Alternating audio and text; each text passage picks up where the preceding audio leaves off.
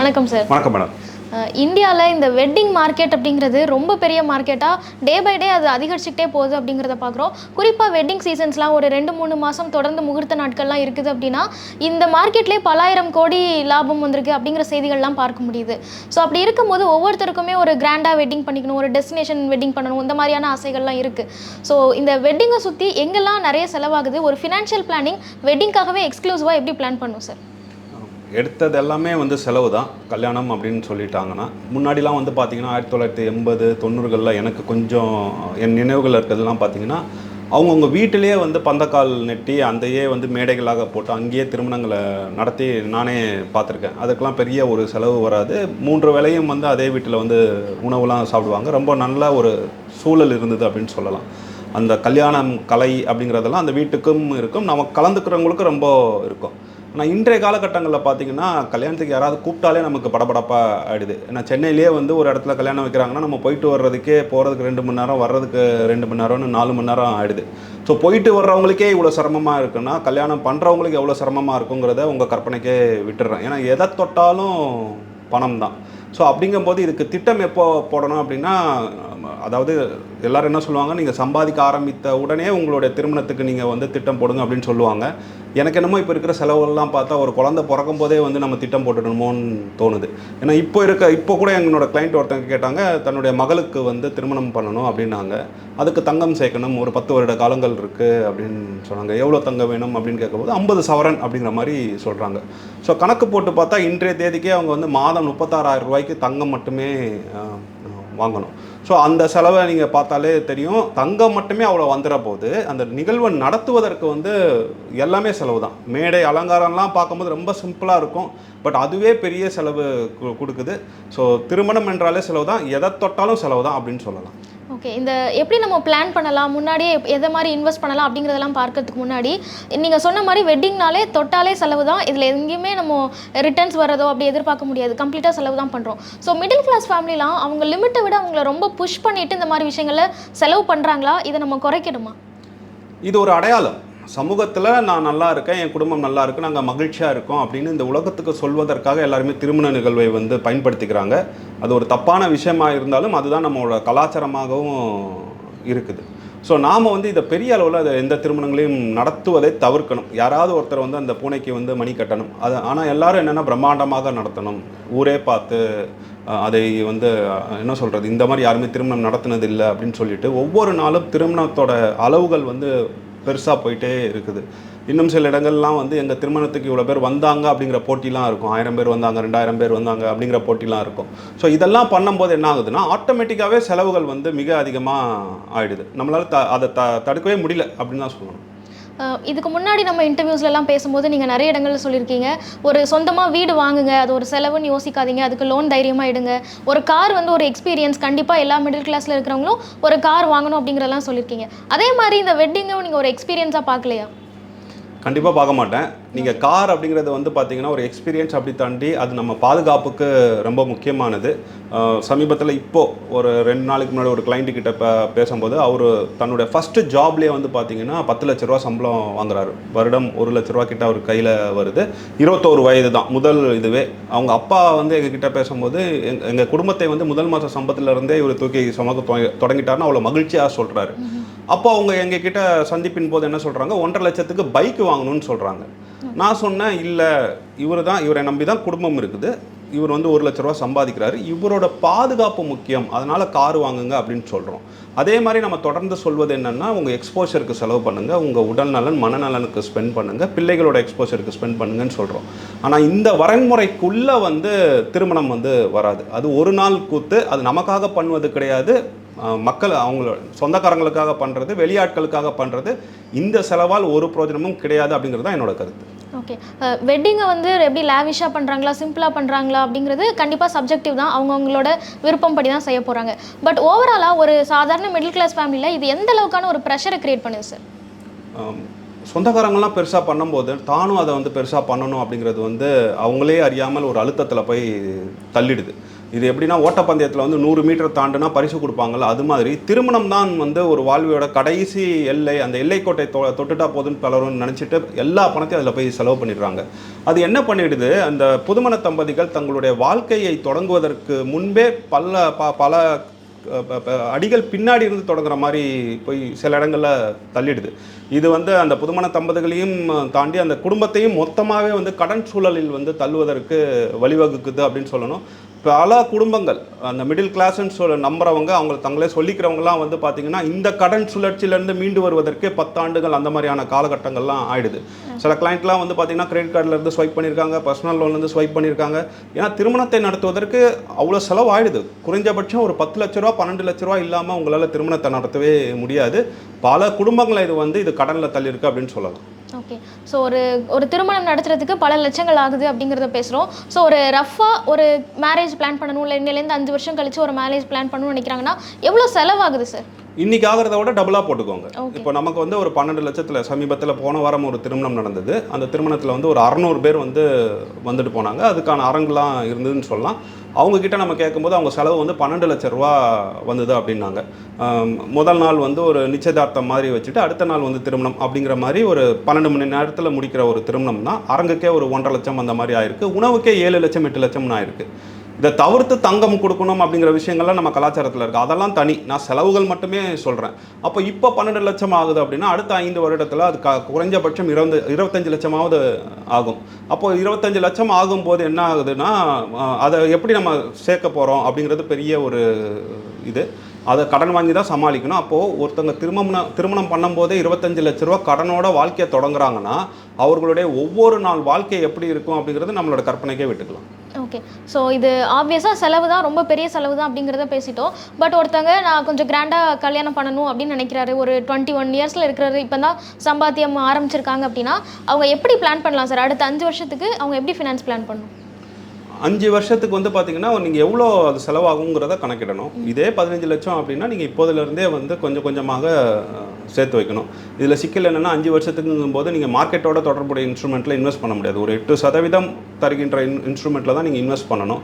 So அப்படி கணக்கு போட்டு நம்ம இப்போதுலேருந்தே ஒரு 30,000 40,000 அந்த மாதிரியான அளவில் நம்ம வந்து சேமிக்க தொடங்கணும். பட் ஆனால் என்னென்னா நம்ம சேர்க்குறத பற்றியே பேசுகிறோம். ஏன் வந்து அந்த செலவுகளை குறைப்பதற்கு நம்ம சிந்திக்க மாட்டேங்கிறோம் அப்படிங்கிறத பேச வேண்டிய தேவையில் இருக்கிறோம். நம்மளுடைய பிஹேவியர், நம்மளுடைய சமூக பிஹேவியரையே வந்து மாற்றணும். அதாவது திருமணம் அப்படிங்கிறது நெருங்கிய உறவுகளுடன் மட்டுமே நம்ம நடத்திக்கிட்டால் போதும், செலவு மிக குறைந்த அளவுக்கு வந்துடும். ஆனால் இப்போ சிக்கல் என்னென்னா இப்போது திருமணம் மட்டும் கிடையாது. இப்போது இந்த ஃபஸ்ட்டு இயர் பர்த்டேன்னு சொல்லிட்டு அதை வர பிரம்மாண்டமாக கொண்டாட ஆரம்பிச்சிடுறாங்க. ஸோ மக்களுக்கு வந்து தங்களை வெளிக்காட்டிக் கொள்வதற்கு இந்த மாதிரி நிகழ்வுகளை வந்து நம்ம சமூகத்தில் பயன்படுத்திக்கிறாங்க. அதை சமூகமாக நாம் குறைத்து கொள்ள வேண்டும். அதை வேணால் ஒரு அறிவுரையாக சொல்லலாம். இதை தாண்டி நம்ம பணம் சேர்க்கணும் அப்படின்னா பெரிய அளவில் தான் சேர்க்க வேண்டியதாக இருக்கும். இது ஒரு பெரிய செலவுன்னு பேசுகிறோம். ஆனால் இதை ஒட்டி ஒரு மிகப்பெரிய எக்கானமி இந்தியாவில் இயங்கிக்கிட்டு இருக்குல்ல சார். ஸோ ஆட்டோமேட்டிக்காக இந்தியாவோட க்ரோத்துக்கோ இல்லை வந்து மார்க்கெட் சார்ந்த விஷயங்களுக்கோ இது கான்ட்ரிபியூட் பண்ணிட்டு தானே இருக்குது. மார்க்கெட்டுக்கு கான்ட்ரிபியூட் பண்ணணுங்கிறதுக்காக நான் என் உடம்புல சாட்டையால் அடிச்சிக்க முடியாதுல்ல. As simple as that. கண்டிப்பாக இது ஒரு பெரிய $1 பில்லியன் மார்க்கெட் தான். பணக்காரங்க பண்ணிட்டு போட்டோம். எனக்கு தெரிஞ்சே சில திருமணங்கள் வந்து 1 கோடியிலேருந்து 100 கோடி ரூபா வரைக்கும் நான் திருமணங்களை பார்த்துருக்கேன். அது பணக்காரங்க பண்ணிட்டு போட்டோம். எளிய மக்கள், நடுத்தர மக்கள் இந்த மாதிரியான பெரிய திருமணங்களில் வந்து இருக்கின்ற கவர்ச்சியை வந்து விடணும். அடிப்படையில் செய்ய வேண்டியதை செய்யலாம், அது தப்பே கிடையாது. உறவினர்களை எல்லாம் கூப்பிட்டு வைத்து நம்ம உணவு தரணும் அப்படிங்கிறதுலாம் ரொம்ப பேசிக் கர்ட்டசி. ஸோ அதுக்கு நம்ம பண்ணலாமே தவிர அந்த மேடை அலங்காரத்துக்கே வந்து 15 லட்சம் 20 லட்சம் அப்படிங்கிறது, அப்புறம் நிறைய செலவு. நான் சொன்ன மாதிரி 100 கோடி ரூபா திருமணத்தை நான் பார்த்துருக்கேன் அப்படின்னா எவ்வளோ செலவுகள் இருக்குன்னு பாருங்களேன்.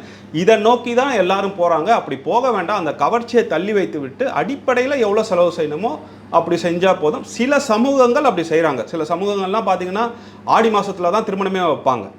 ஸோ அப்படி பார்த்தீங்கன்னா ஆட்டோமேட்டிக்காக அவங்களுக்கு வந்து செலவு கம்மியாகிடும். ஏன்னா மண்டபம் வந்து ரொம்ப சீப்பாக கிடைக்கும், வாகனங்கள் சீப்பாக கிடைக்கும், உணவு கூட உங்களுக்கு சீப்பாக கிடைக்க வாய்ப்பு இருக்குது.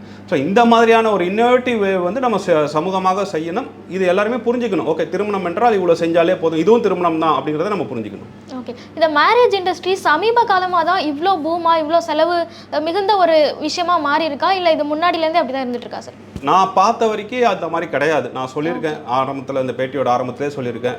எங்கள் வீட்டில் எங்கள் ஊர்லலாம் திருமணம் நடக்கும்போது அங்கே தெருவில் தான் வந்து பந்தக்கால் வைப்பாங்க, அங்கே தான் மேடைகள் போடுவாங்க, அங்கே தான் வந்து 3 வேளை உணவுகள்லாம் நானே பார்த்து வளர்ந்துருக்கேன். சென்னையில் கூட அந்த அளவுக்கு பிரம்மாண்டங்கமாக வளர்ந்தது கிடையாது. ஏன்னா நமக்கு வாய்ப்புகளே கிடையாது, சின்ன பொருளாதாரம் தான். ஆனால் இப்பொழுது வந்து எல்லாமே பிரம்மாண்டமாக நடந்துகிட்ருக்கு. எனக்கு தெரிஞ்ச ஒரு திருமணம் வந்து சென்னையிலேருந்து ஒரு 30-40 கிலோமீட்டர் தள்ளி மகாபலிபுரத்துலலாம் போயிட்டு கோடிக்கணக்கில் செலவு பண்ணி நடத்துகிறாங்க. சரி, நம்ம என்ன சொல்கிறோன்னா, நீங்கள் நடத்துங்க, அது உங்களோட இஷ்டம், உங்களோட விருப்பம், அதில் போய் நம்ம மூக்கு நுழைக்க முடியாது. ஆனால் ஒரு நிமிஷமாவது திருமணத்துக்கு வர்றவனையும் கொஞ்சம் யோசிச்சு பாருங்கள்.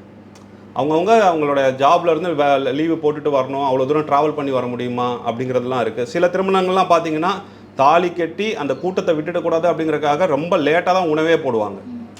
ஸோ இந்த மாதிரி செலவு செய்கிறது ஒரு பக்கம், செய்கிறவங்க செய்யட்டும், நம்ம ஒன்றும் சொல்ல முடியாது. ஆனால் கூட்டத்தை அந்த உங்களோட திருமண நிகழ்வுக்கோ இல்லை பிறந்தநாள் நிகழ்வுக்கோ வர்றவங்கள சரியாக கவனித்து அனுப்புங்கிறதால சொல்லுங்கள். ஏன்னா பாதிக்கப்பட்டவங்கிற முறையில் நான் சொல்கிறேன்.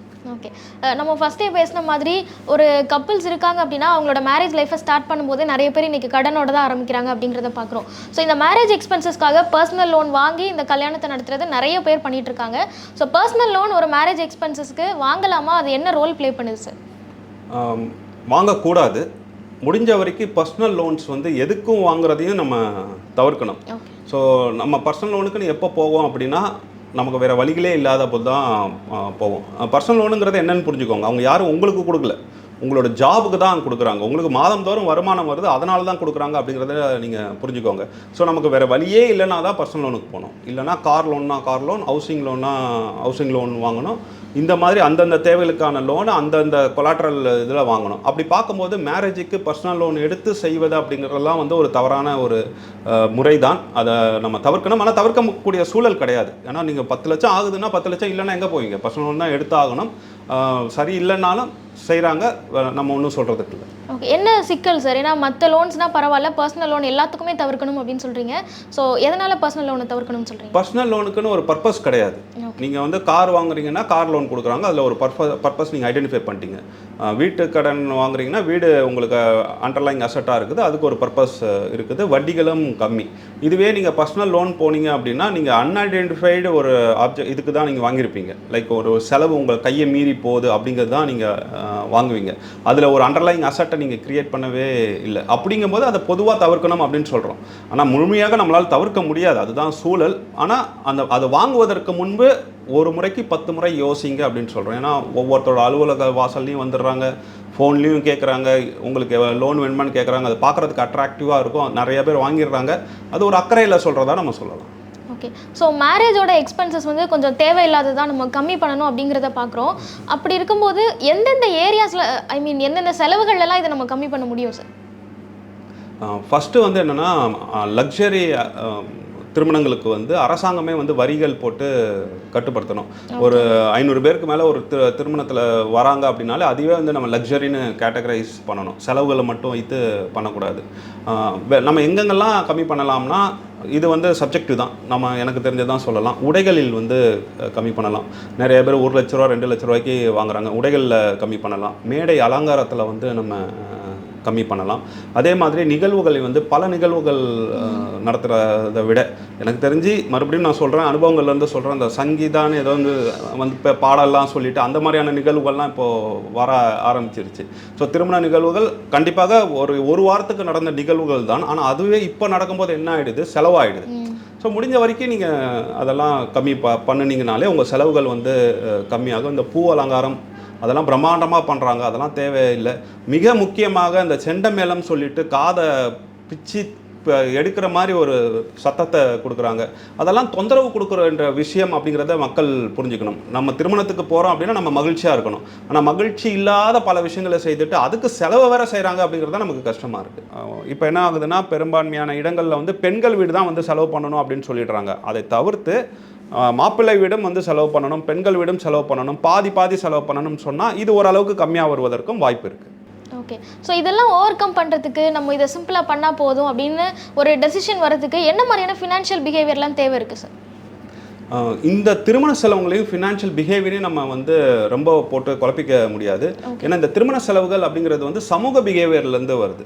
இது ஃபினான்ஷியல் பிஹேவியர்லேருந்து வர்றதில்ல. நான் முடிவு பண்ணலாம், ஐயோ நான் செலவே பண்ண மாட்டேன், 50,000க்குள்ள முடிக்கணும்னு நீங்கள் நினைக்கலாம். ஆனால் உங்கள் அப்பா அம்மா ஆகட்டும், இல்லை திருமணம் பண்ணுற அந்த இன்லாஸ் ஆகட்டும், அவர்களுடைய தேவைகள் வேறு மாதிரி இருக்கும், ஆசைகள் வேறு மாதிரி இருக்கும், கனவுகள் வேறு மாதிரி இருக்கும். ஸோ இது வந்து சமூக பிஹேவியர், இது வந்து ஃபினான்ஷியல் பிஹேவியரு கிடையாது. வேணால் என்ன சொல்லலாம், நம்ம வந்து அந்த திருமணத்தை செய்து கொள்பவர்கள் தான் தங்களுடைய வருமானத்திலேருந்து செலவு செய்யணும் அப்படிங்கிற மாதிரியான கட்டுப்பாடுகளை வேணால் கொண்டு வரலாம். அப்போது ஆட்டோமேட்டிக்காகவே இந்த செலவுகள் கம்மி பண்ணலாம். பட் இதில் அரசும் வந்து தலையிட வேண்டிய தேவை இருக்குது. 500 பேருக்கு மேலே வராங்க அப்படின்னாலே அது வந்து லக்ஸரி திருமணம்னு சொல்லிட்டு நீங்கள் ஒரு 20-25% டேக்ஸ் பண்ணுங்கள் அப்படின்னு சொல்லலாம். அப்படி இல்லைனா கிளாசிக் எக்ஸாம்பிள், கொரோனா டைமில் எப்படி திருமணங்கள் நடந்தது, அப்போவும் திருமணம் நடக்க தான் செஞ்சுது. ஸோ அதையே நம்ம அப்படியே பின்பற்றினாலே போதும், இப்போ செலவுகள் வந்து பெரிய அளவில் கம்மியாகும். ஓகே, இந்த வெட்டிங் செலிப்ரேஷன்ஸ் எல்லாம் இன்ஷூர் பண்ண முடியும் அப்படின்லாம் சொல்கிறாங்க. நிறைய இன்சூரன்ஸ் ப்ராடக்ட்டும் அதுக்கு கொடுக்குறாங்க. ஸோ அது எப்படி ஒர்க் ஆகுது சார்? எல்லாருமே அதை அவைல் பண்ண முடியுமா? பெரிய திருமணங்களை வந்து நம்ம அவைல் பண்ணலாம். வெட்டிங் இன்சூரன்ஸ் இருக்குது, ஜென்ரல் இன்சூரன்ஸ் கீழே வருது. ஒரு 15 லட்சத்துக்கு மேலே நீங்கள் வந்து திருமணம் நடத்துகிறீங்க அப்படின்னா இதை இன்சூர் பண்ணி வச்சுக்கலாம். ஏன்னா நீங்கள் அது கேன்சலேஷன் ஆனாவோ, இல்லை அந்த இடத்துல ஏதாவது விபத்து நடந்தாலோ, வேறு ஏதாவது திருடு போனாலோ, இதுக்கெல்லாம் வந்து நீங்கள் வந்து கவரேஜ் வாங்கிடலாம், நீங்கள் இன்சூரன்ஸ் கிளைம் பண்ணிக்கலாம். ஸோ பெரிய செலவுகள் செய்து பார்க்கும்போது நம்ம கண்டிப்பாக இன்சூர் பண்ணுறது நல்ல ஒரு செயல்பாடு தான். ஓகே, இந்த இன்சூரன்ஸ் எப்படி ஒர்க் ஆகும் சார்? நம்ம எப்போ இந்த இன்சூரன்ஸ் வாங்குற மாதிரி இருக்கும், என்னென்ன ரீசன்ஸ்க்காக நம்ம கிளைம் பண்ணலாம் அப்படின்னு சொன்னீங்க. பட் ஃபுல்லாக இது எப்படி ஒர்க் ஆகும்? நம்ம திருமணம் நிச்சயம் பண்ணிட்டோம் அப்படின்னாலே நீங்கள் வந்து ஒரு ஜென்ரல் இன்சூரன்ஸ் கம்பெனியை அணுகி எந்ததெல்லாம் செலவு பண்ண போகிறீங்க அப்படின்னு சொன்னாலே அவங்க வந்து அது எவ்வளோக்குள்ளே நம்ம ப்ரீமியம் கட்டணும், எந்த அளவுக்கு நம்ம வந்து சம் அஷ்யூட் பண்ணணும் அப்படிங்கிறதெல்லாம் சொல்லிவிடுவாங்க. ஸோ அவங்களே உங்களை வந்து வழி நடத்துவாங்க. பட் ஆனால் இது எல்லாருக்கும் தேவை இருக்காது, ரொம்ப ரொம்ப லக்ஸூரியாக நடத்துகிறவங்க மட்டும் இதை அவைல் பண்ணிக்கலாம்னு சொல்கிறீங்க? ஆமாம், ஒரு 15 லட்சத்துக்கு மேலே இருக்கிறவங்க அவைல் பண்ணிக்கலாம். அதுக்கு கீழே இருக்கிறவங்களும் விசாரித்து பார்த்து அந்த ப்ரீமியம் நம்ம கட்டணும்னா கட்டலாம். ஏற்கனவே கடன் வாங்கி கட்டுறாங்க, அதில் எதுக்கு இதையும் நம்ம வந்து கட்டணும் அப்படிங்கிறதான் அக்கறையில் சொல்கிறோம். ஆனால் முடிஞ்ச எல்லாரும் பண்ணுறதுல தப்பும் கிடையாது. ஓகே, இப்போ இருக்கிற இந்த ஜென்சி கிட்ஸ் இல்லை 2K அவங்க எல்லாருமே ரொம்ப ட்ராவல் ஃப்ரீக்காக இருக்காங்க, நிறைய ட்ராவல் பண்ணுறதுக்கு விரும்புகிறாங்க அப்படிங்கிறதெல்லாம் பார்க்குறோம். ஸோ கிரவுண்ட் ரியாலிட்டியில் உண்மையிலே இந்த மாதிரி ஷிஃப்ட் நடந்திருக்கா, இல்லை இன்னுமே வெட்டிங்க்கு நிறைய எக்ஸ்பென்ஸ் எல்லாம் செலவழிக்கிற மாதிரி தான் மென்டாலிட்டியில் இருக்காங்களா சார்? வெட்டிங்க்கு தானாகவே அதிகமாக செலவாகுது, நிறைய செலவு பண்ணுற மென்டாலிட்டியில் தான் எல்லாருமே இருக்கிறாங்க. வாழ்க்கையில் வர்ற ஒரு நிகழ்வு அதை நம்ம தவற விட்டுடக்கூடாது அப்படிங்கிறக்காக தான் எல்லாம் பண்ணுறாங்க. இன்னும் சொல்லப்போனால் அந்த வெட்டிங்க்கு பண்ணுறதை விட அந்த வெட்டிங்கில் முதல் 100 நாள், அடுத்த 100 நாள், அதுக்கப்புறம் 5வது வருஷம், இந்த மாதிரி பல விஷயங்கள் வந்து பண்ணிவிட்டு இந்த திருமணம் சார்ந்த நிறையா செலவுகள் பண்ணுறாங்க அப்படின்னு சொல்லலாம். நாங்கள் என்ன தான் ட்ராவலில் பண்ணுறோம் போகிறோன்னு சொன்னால் கூட கடைசியில் வந்து திருமணம் அப்படிங்கிறது ஒரு ஃபேமிலி ஈவெண்ட்டாக மாறிட்டு அந்த ஃபேமிலியோட இது எப்படி சொல்கிறதுனா கோயிலில் கும்பாபிஷேகம் நடக்கிற மாதிரி சொல்லலாம். அந்த குடும்பத்துக்கே கும்பாபிஷேகம் நடக்குதுங்கிறது கூட நம்ம சொல்லிக்கலாம். ஸோ அப்படி தான் இப்போ செலவு பண்ணிட்டு இருக்காங்கன்னு சொல்லலாம். ஸோ ட்ராவல் வேறு, இந்த திருமண எக்ஸ்பென்சஸ் வேறு அப்படிங்கிறது தான் உண்மை. ஓகே, இன்றைக்கி இருக்கிற காலகட்டத்தில் இந்த வெட்டிங் இண்டஸ்ட்ரி அப்படிங்கிறது ரொம்ப பெருசாக இருந்திருக்கு. ஸோ இது வந்து ஒரு சோஷியல் ப்ரெஷர் தான், ஃபினான்ஷியல் பிஹேவியர் இல்லை அப்படிங்கிறத ரொம்ப டீட்டெயிலாக எக்ஸ்பிளைன் பண்ணியிருக்கீங்க. Thank you so much sir. நன்றி மேடம். நன்றி.